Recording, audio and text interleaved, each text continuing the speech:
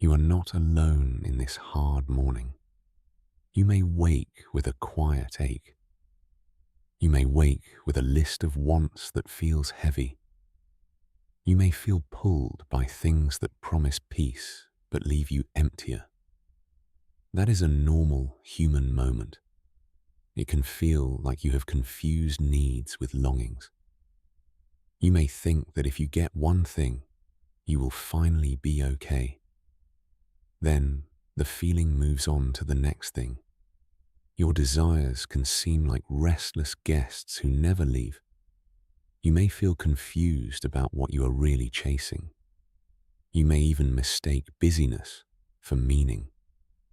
That misunderstanding is common, and it is gentle to admit. Psalm 13 says, in honest words about feeling forgotten and asking God where He is.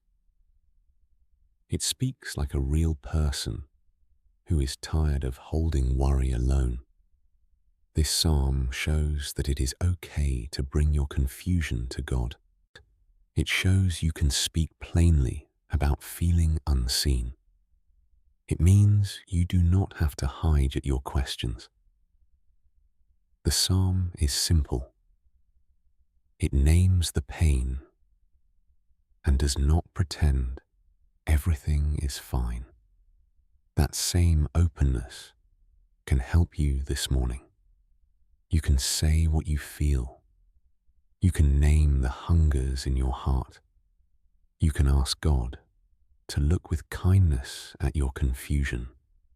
Think about your hunger as a small child clutching a toy. The child does not know what will truly help. The child reaches for what is near. You are that child in your longing moments. You reach for things you know. You reach for habits and comforts that seem safe. Sometimes they soothe you. Sometimes they only distract you. You do not need harsh judgment. You need gentle truth. You need a quiet look at what you are really asking for. Is it peace? Acceptance?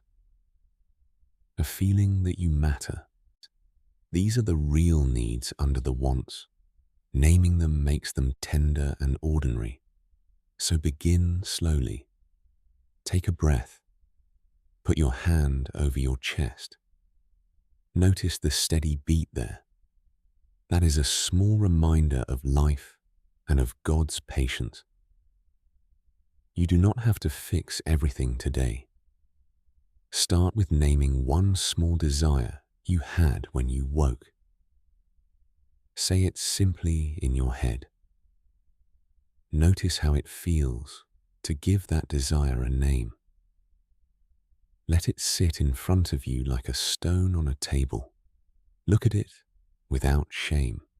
Then ask, what is this desire trying to tell me about what I need? Sometimes a wanting points to an unmet need. Sometimes it points to fear. Sometimes it points to loneliness. Naming the need helps you choose a steady next step. You can respond with kindness to yourself.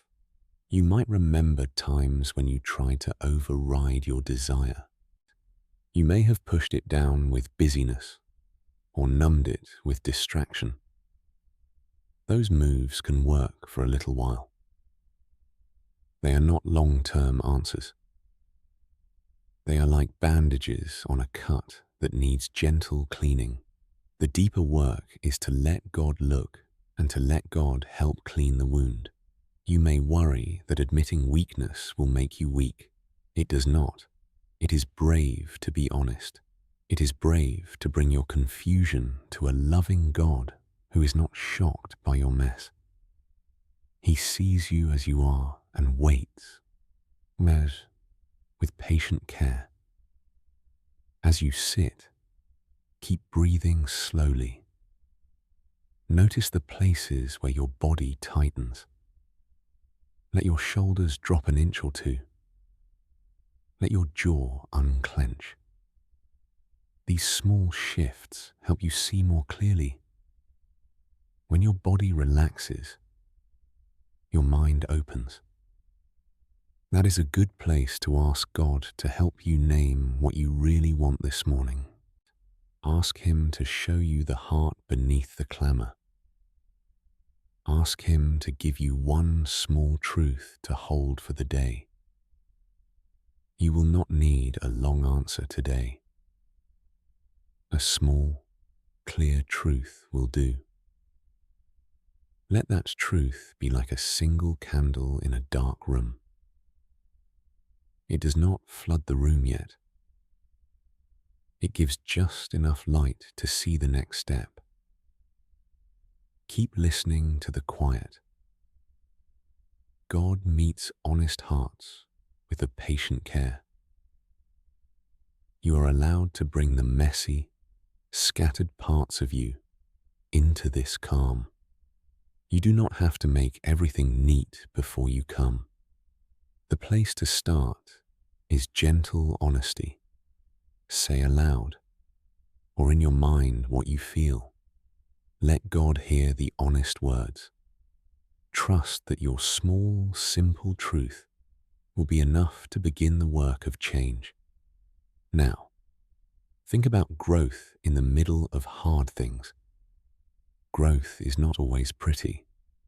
It often looks slow and strange, when it can feel like walking through a valley that is lower and colder than the hill you left.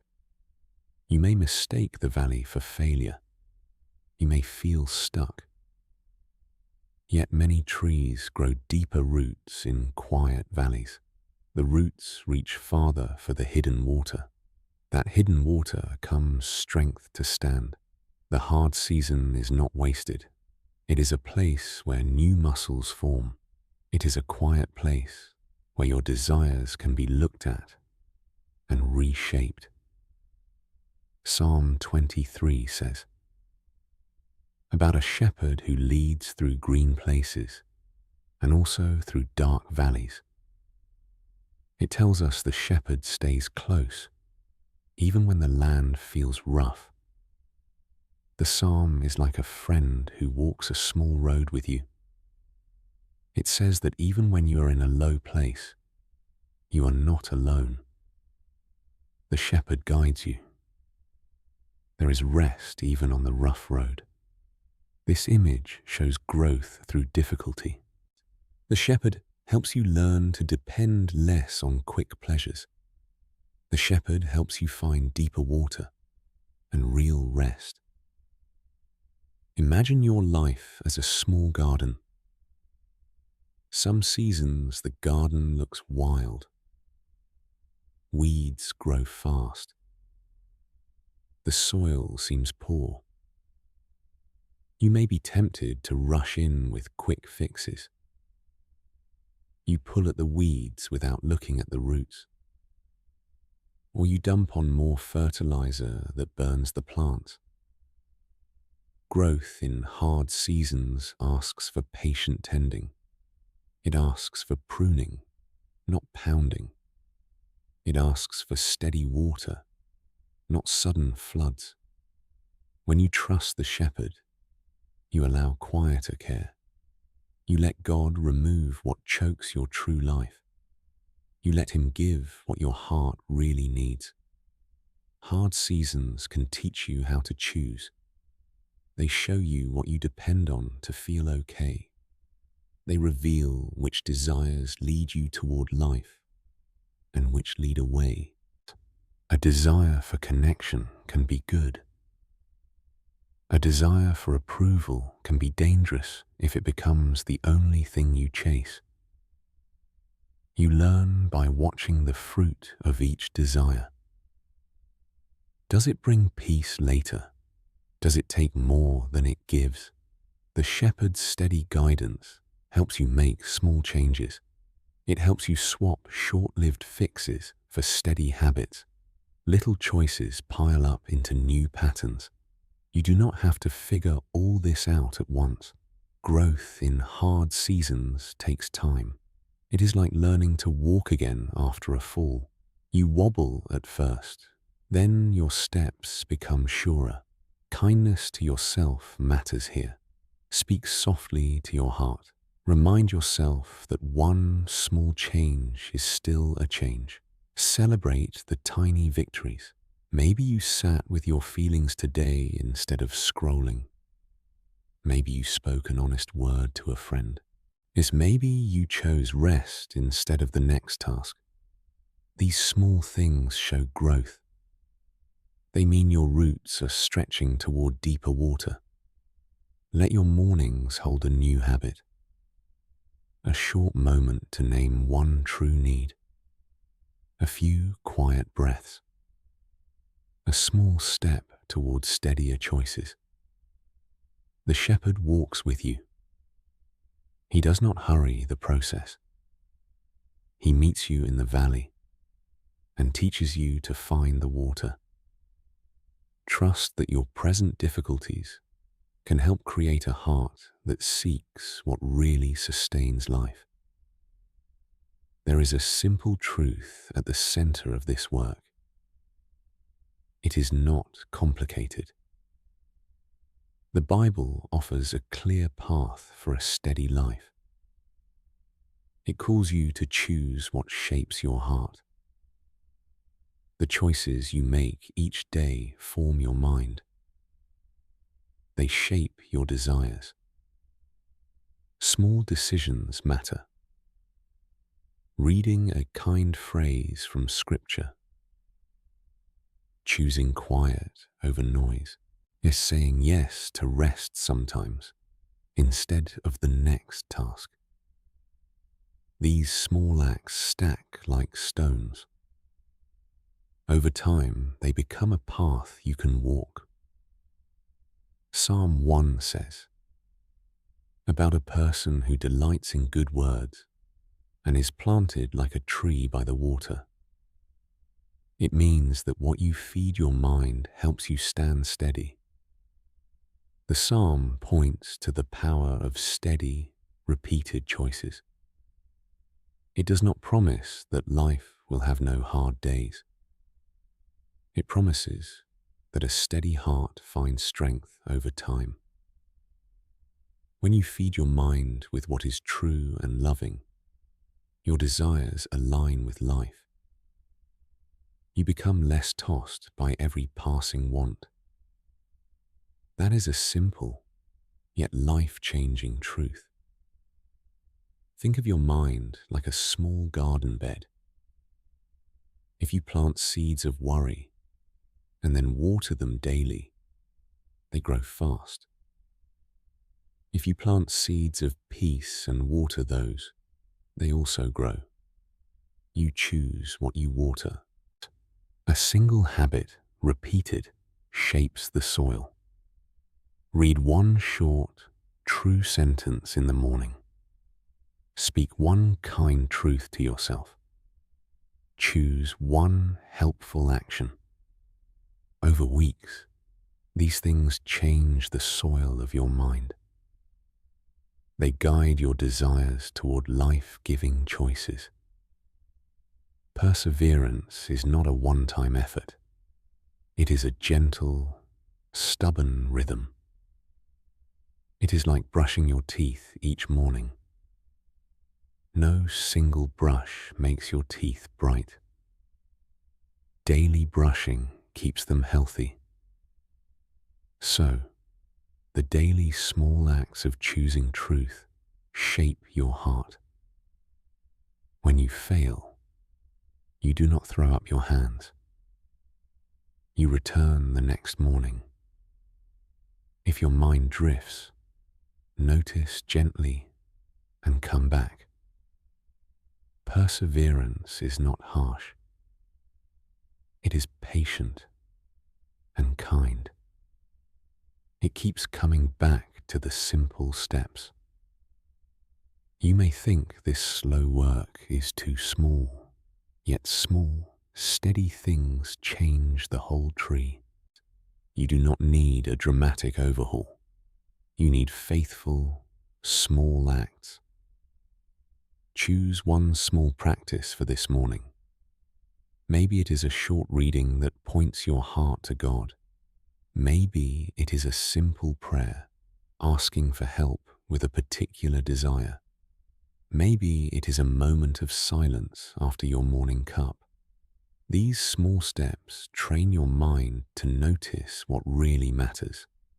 Over time, your desires will be shaped by the steady truth you allow in. At the same time, there is a gentle warning in the Bible. It calls you to watch the direction of your heart. The warning is not a scolding. It is a careful friend saying, "Look where you are going." Sometimes desires pull you away from life. They promise comfort, but deliver only emptiness. Left on their own, some want spin into habits that quietly harm the soul. That is why it is wise to check your heart. You have to pause and ask the hard question. Where are these desires taking me? Psalm 51 says, and it sounds like a voice asking God to create a clean heart and to renew a steady spirit. The psalm is honest about mistakes. It asks for change from the inside out. This psalm reminds you that cleansing must come from God's mercy.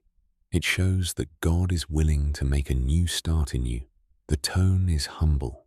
It invites God to work deep in the heart. That gentle warning helps you notice when desires have led you wrong. It also offers hope for renewal. A warning can be like a lighthouse. It is not meant to frighten you. It is meant to guide you away from rocks. When you feel desires pulling you toward things that dim your life, the warning helps you steer back. You may have soft spots where old habits wait, where you may have places where loneliness makes you reach for quick comfort. Notice these without shame. The lighthouse does not berate the captain. It simply points the safe way. You can choose to follow that light. Turning your focus toward Jesus is not about a list of rules.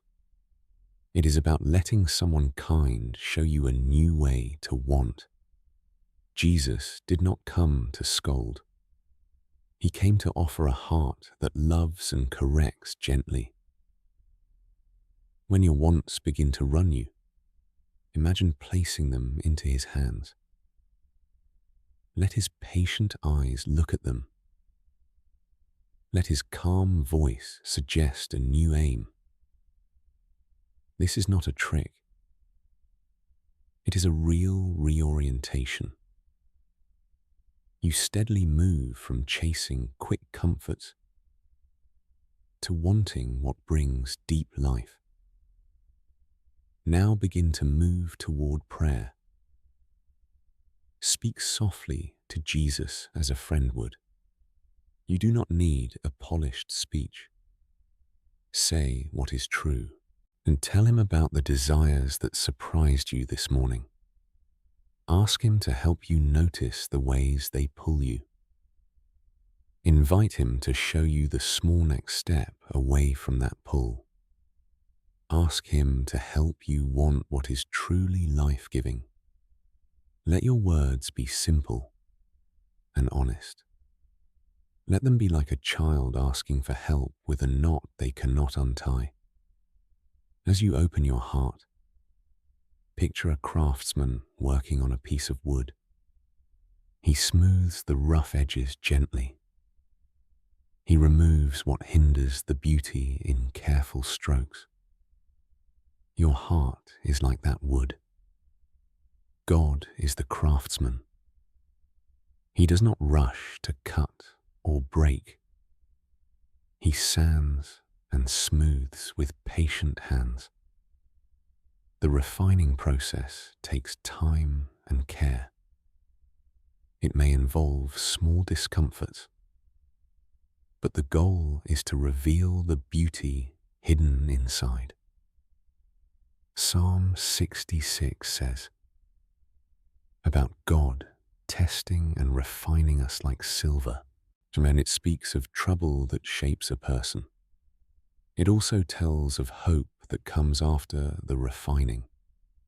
The psalm shows that God is present in the process, not absent from it. He does not refine you by abandoning you. He refines you by being close. The imagery helps you trust the slow work. It reminds you that the fire is not aimless. It prepares something good. Think of refinement as a slow, patient music lesson. At first, the notes are clumsy. Fingers fumble. Then, with practice, the fingers learn the shape of the melody. The musician does not quit at the first bad sound. They keep practicing. The same is true for your desires. They will take time to shape into healthier longings. God's refining is like that lesson. He listens. He guides. He helps you practice choosing well. You make mistakes, and He meets you with gentle correction and steady grace. When you feel the heat of refining, do not panic. Heat is often what removes the dull surface. It brings out brightness. In your life, hard times can burn away some false comforts. They can make space for new, truer desires. You may be surprised to find a calmer heart afterwards. You may notice that certain wants no longer grip you. You may discover a simpler joy in small things. These are signs of refining at work. Practical steps help in the refining. Keep a small list of things that feed your soul. Add one that you will do this week. Maybe it is a 5-minute silence each morning, or a short, friendly call to a trustworthy friend. Maybe it is choosing one habit to let go of for a time. Small, concrete acts help the process, as they give your hands something to do while your heart learns. They also build trust that change is possible. Remember that hope walks with the refining. You are not being prepared for a harsher life. You are being shaped for a deeper life. The end of refining is not loss, but gain. It is a heart more able to love truly.